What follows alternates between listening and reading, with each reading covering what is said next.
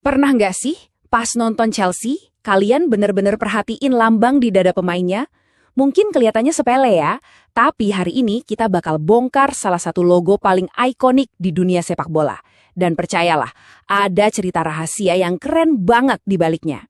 Pasti udah nggak asing lagi kan sama lambang ini? Lambang Chelsea Football Club.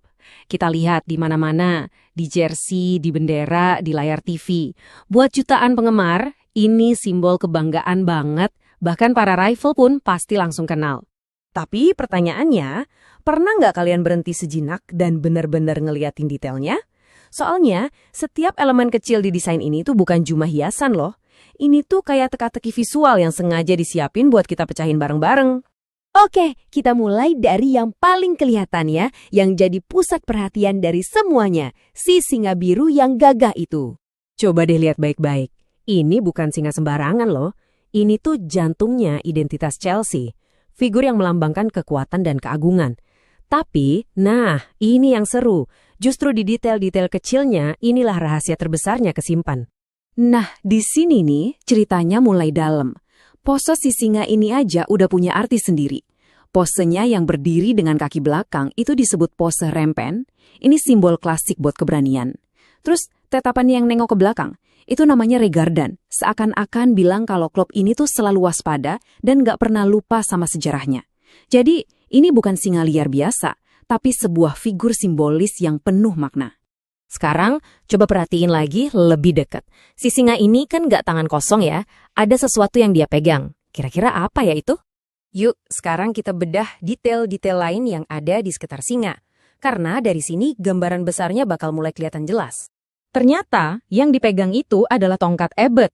Ini tuh keren banget karena ini nunjukin hubungan langsung sama sejarah lokal Chelsea.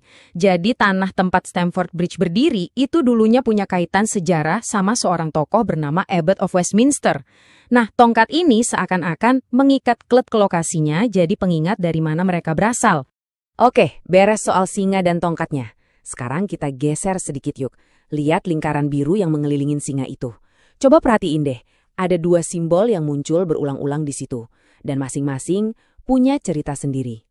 Di satu sisi, ada gambar bunga mawar yang anggun. Di sisi lain, ada gambar bola yang, jelas banget artinya. Beda banget kan kelihatannya? Tapi justru dua-duanya ini penting banget buat ngebentuk identitas klub. Jadi gini, mawar itu bukan cuma bunga biasa. Itu mawar Tudor, simbol sejarah Inggris. Artinya, Chelsea mau menegaskan identitas mereka sebagai klub Inggris. Nah, kalau bola, ya jelas itu pengingat kalau inti dari klub ini ya sepak bola. Jadi di dua simbol ini kita bisa lihat perpaduan keren antara identitas kebangsaan dan ya cinta sama olahraganya itu sendiri. Oke, kita udah bongkar satu-satu kan? Sekarang waktunya kita satuin lagi semua potongan puzzle ini. Kita lihat cerita utuh yang mau disampaikan sama lambang ini. Anggap aja setiap simbol tadi itu kayak satu bab di dalam buku. Satu-satu sih udah keren ya. Tapi baru pas kita gabungin semuanya, kita bisa dapat cerita lengkap tentang siapa Chelsea sebenarnya. Jadi intinya gini nih, singa itu soal kekuatan dan sejarah. Tongkat itu soal akar dan lokasi. Mawar itu soal identitas kebangsaan dan bola ya soal cinta sama permainannya. Kekuatan, akar, kebangsaan, dan semangat. Inilah DNA Chelsea yang terukir dalam satu gambar. Nah, pas lihat gambar ini lagi sekarang, rasanya pasti beda ya. Mulai sekarang, setiap kali kalian lihat lambang ini, kalian gak akan cuma lihat sebuah logo. Kalian bakal lihat sebuah cerita utuh yang dirangkai dengan cerdas tentang identitas, sejarah, dan tujuan. Semuanya diceritain tanpa perlu satu kata pun. Ada kutipan bagus yang bilang, sebuah logo baru jadi simbol pas dia udah bisa cerita. Dan jelas banget, lambang Chelsea ini udah berhasil. Dia bukan lagi sekedar logo, tapi udah jadi simbol yang punya arti mendalam buat fans di seluruh dunia. Ini jadi bikin kita mikir ya kan?